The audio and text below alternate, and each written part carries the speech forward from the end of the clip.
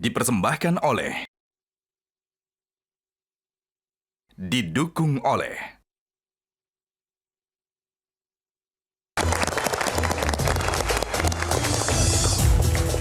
Terima kasih Anda masih bersama kami. Pemirsa, saya ingin langsung bertanya ke Bu Dian. Bu Dian sebagai pengajar, Bu, sebagai dosen. Sebetulnya kalau Anda melihat apa yang harusnya dilakukan agar perempuan Indonesia memiliki akses yang sama dengan keuangan syariah. Karena itu kan tadi dikatakan beberapa narasumber, aksesnya itu yang menjadi masalah. Bagaimana Bu Dian? Mungkin bisa pertama dengan menyediakan program-program tertentu khusus untuk ibu-ibu rumah tangga. Bisa yang mengadakan itu mungkin kementerian, bisa juga perguruan tinggi seperti perguruan tinggi yang ada di Indonesia yang mengajarkan keuangan Islam. Kemudian kita menyediakan paket-paket trainingnya yang cukup sederhana saja, atau kita seperti jemput bola, datang ke lingkungan mereka. Jadi PKM kalau di kami ada pengabdian kepada masyarakat, itu salah satu cara kita mendekatkan diri kepada masyarakat dan memberikan literasi. Itu penting sekali. Jadi saya ngebayangkan kalau seandainya dari dulu itu ada program yang sistematis menjangkau orang tua, ibu-ibu rumah tangga mengenai ekonomi syariah, paling tidak judi online dan pinjol itu korban tidak akan sebanyak ini. Karena jelas pinjol itu ribanya luar biasa, berlipat-lipat, dan judi online itu gambling, spekulasi. Apalagi nggak ada lagi paling udah nggak abu-abu lagi, udah hitam sekali gitu. Nah, jadi kalau itu dari awal dulu diberikan di kurikulum anak-anak SD, SMP, SMA, tidak hanya kuliah, orang tuanya juga, ibu-ibu rumah tangga diberikan kewaspadaan bagaimana orang memasarkan produk-produk yang sangat-sangat jauh dari value-value tidak hanya Islam tapi value universal juga. Jadi ya Islam rahmatan lil alamin itu value-value-nya itu berguna bagi lifestyle orang masyarakat kita. Kalau yang Bu Dian amati untuk perempuan-perempuan yang sudah mengadopsi sistem keuangan ekonomi syariah, sebetulnya dampaknya kepada kesejahteraan keluarganya, kondisi keuangan keluarganya, itu seperti apa, Bu? Memang tidak ada riset spesifik karena setiap orang memiliki pola pattern yang berbeda-beda, unik, kemudian unik sekali, itu juga kemampuannya, size-nya semua berbeda. Tapi paling tidak secara konsep dengan memahami keuangan syariah, terhindar dari 4 hal tadi. Pertama, hati-hati terhadap yang hal berbau riba. Pinjol itu pasti tidak akan didekati apapun. Kemudian spekulasi, judo, kemudian permainan yang penipuan yang terjadi, ingat kan 2020-2021 yang bodong-bodong itu ya, bodong-bodong itu nggak akan sampai ke sana karena rasionalitasnya sudah terasah begitu dengan value-value tadi. Kemudian tidak ada membeli makanan yang tidak halal karena keberkahan hidup itu di situ. Jadi paham terhadap hal-hal yang keberkahan itu ya salah satu sendi dari ilmu ekonomi Islam atau keuangan syariah. Baik, terima kasih Bu Dian. Saya ingin bertanya ke Bu Murniati atau Madam Ani ya. Kalau kita melihat Bu, antara teori dengan praktek kan kadang-kadang menemukan perbedaan. Anda sudah mempraktekkan tentunya dengan meluncurkan Sakinah Finance.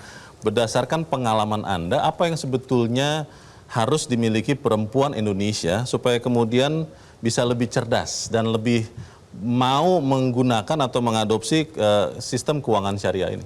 Iya, terima kasih Bang Leo. Kalau kita lihat tadi antara inklusi dan literasi kan memang bedanya hampir 3 kali lipat ya. Artinya kalau dari sisi syariah, kalau yang inklusinya 12%, literasinya bahkan jauh meroket sebenarnya 39%. Kenapa gapnya begitu besar? Karena ya tadi ada kesiapan dari perempuan-perempuan ini untuk menangkap. Dia sudah tahu, udah yakin nih ya. Tapi kok ada anomali begini? Pertama tadi disampaikan oleh kami buka bersama tadi dengan Ketua Dewan Komisioner OJK mengatakan, oh ini kayaknya kurang pelayanan di setiap daerah, apalagi Indonesia kan besar banget, luas banget gitu kan. Perempuan-perempuannya udah ada nih uangnya, udah dikasih izin ya sama suaminya, udah ada literasi. Kok mereka nggak nangkep? Oh karena ini mau belanja tapi nggak ada tempatnya, nggak ada pelayanannya, nggak sampai ke mereka. Tapi kalau dari kami melihat satu lagi, itu benar ya, satu lagi adalah mereka masih belum greget untuk aksi karena mereka belum mendapatkan satu bekal yang namanya perencanaan keuangan syariah. Nah disinilah yang saya lihat masih kurangnya. Kenapa? Mereka bingung. Kadang-kadang mereka nanya, ini aku punya uang 1 miliar mau ditaruh mana aja ya, gitu kan? Aku punya uang 100 juta, bagusnya di mana ya? Loh kok? Gitu kan, harusnya pertama kami mengenalkan 5M, yaitu 1, bagaimana mengelola pendapatannya, kedua, bagaimana mengelola kebutuhannya, ketiga, mengelola kalau dia surplus sama defisit itu seperti apa gitu, kemudian mengelola impiannya, kelima, dia mengelola resikonya gitu ya. Nah jadi kalau mereka udah tahu tahapan-tahapan itu, ditambah lagi mereka tahu resikonya seperti apa dia, profilnya gimana sih, kayaknya aku takut-takut deh, kalau gitu kamu milihnya yang ini, tapi nanti dulu, kamu perencanaannya kapan dulu? Setahun, 5 tahun, 10 tahun, itu harus berbeda. Nah, kalau udah dikasih ilmu ini, rasanya mereka siap untuk aksi gitu. Itu Bang. Kalau di era digital sekarang ini, Bu Ani, kan apapun kita sering pakai handphone ya. Mau belanja pakai handphone, mau bepergian pakai handphone. Fungsi atau manfaat dari digitalisasi itu untuk keuangan syariah, khususnya bagi perempuan, seperti apa Anda lihat? Ya, that's it. Tadi kan Bu Sri Mulyani juga menyebutkan digital banking, digital finance, which is sudah di tangan kita semua gitu kan. Artinya kalau mereka tadi udah diberikan bekal bagaimana merencanakannya, mereka juga ada yang namanya core. Core itu control, ownerships, and then reach, and then endurance. Mereka bisa melibatkan semua anggota keluarga untuk membuat keputusan. Kemudian mereka juga bisa juga mengontrol kira-kira pasnya di 5M tadi yang mana nih, gitu kan. Kemudian mereka juga tahan dengan resiko-resiko yang ada, itu tinggal mecek aja udah ada semua di aplikasi. Nah tinggal mereka harus memilih juga dengan kecerdasan perempuan yang tahu gosipnya lebih banyak, yang mana yang bodong apa yang enggak gitu kan. Mereka bisa tahu, dan bahkan OJK dengan siap siaga 24 jam ngasih tahu yang bodong itu yang mana, yang enggak tuh yang mana gitu kan. Tanya aja gitu, yang mana aplikasinya yang betul-betul bisa kita percayai gitu kan. Nah dari situ mereka bisa buat keputusan dan langsung produk semua jasa keuangan itu ada semua di tangan kita saat ini. Jadi siapa yang tidak memberikan layanan ini belum matching aja. Ya saya lihat seperti itu. Baik, terima kasih. Sedikit ke Bu Uis. Bu Uis, kalau melihat apa yang sudah disampaikan, apa yang dilakukan IAEI untuk kemudian meningkatkan literasi dan juga akses kepada produk keuangan syariah ini? Ya, baik, Ikatan Ahli Ekonomi Islam atau IAEI itu adalah kumpulan dari para ahli dan di situ juga ada praktisi. Kita sudah banyak melakukan program-program antara lain penulisan buku, riset, kemudian edukasi kepada masyarakat melalui konferensi, seminar, workshop. Juga termasuk acara-acara melalui media, baik TV maupun media radio dan juga media online. Itu kita terus lakukan karena fungsi kita adalah mengeduket masyarakat sehingga tingkat pemahaman masyarakat terhadap ekonomi dan keuangan syariah ini lebih baik. Mereka harus tahu bedanya konvensional dengan syariah itu di mana gitu. Dari sudut akadnya ini berbeda kan, akad jual beli, murabahah, mudharabah, akad bagi hasil, musyarakah, akad kerjasama, ijaroh, akad pinjam akad sewa.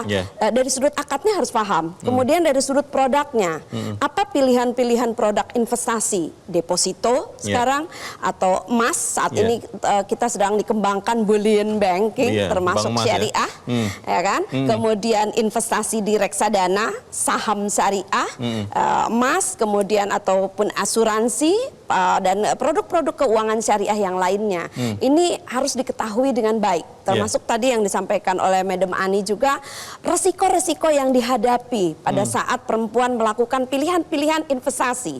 Satu, lembaganya. Apakah dia betul-betul lembaganya mendapatkan legalitas? Tentu dari otoritas jasa keuangan. Bukan bodong ya? Bukan bodong. Dan syariahnya betul mengikuti fatwa dari DSN MUI.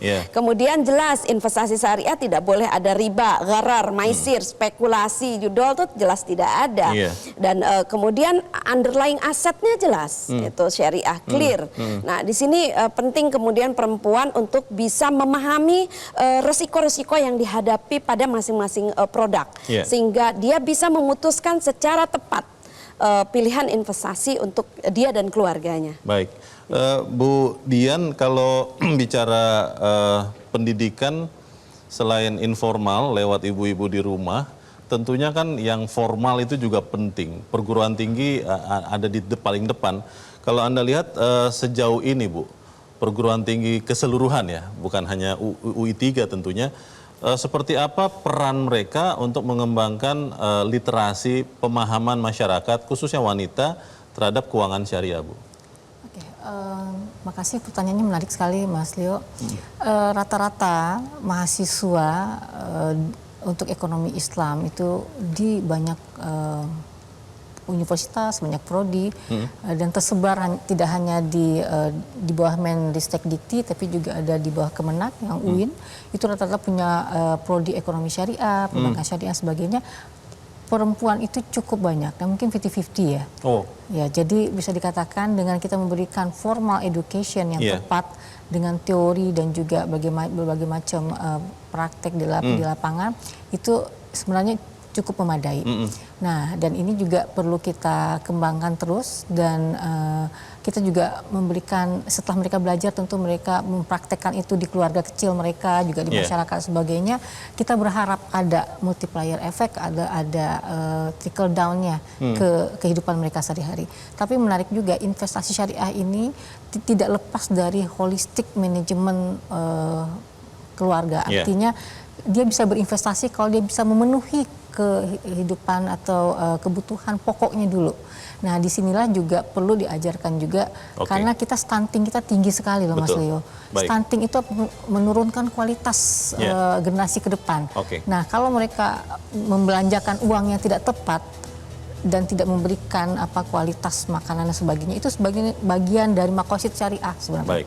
Menjaga keluarga, menjaga dan sebagainya. Kita juga ingin tahu apakah memang produk-produk dari keuangan syariah sudah female friendly, sudah memenuhi kebutuhan dari perempuan Indonesia. Pemirsa, tetap bersama kami, Economic Challenge Spesial Ramadan segera kembali.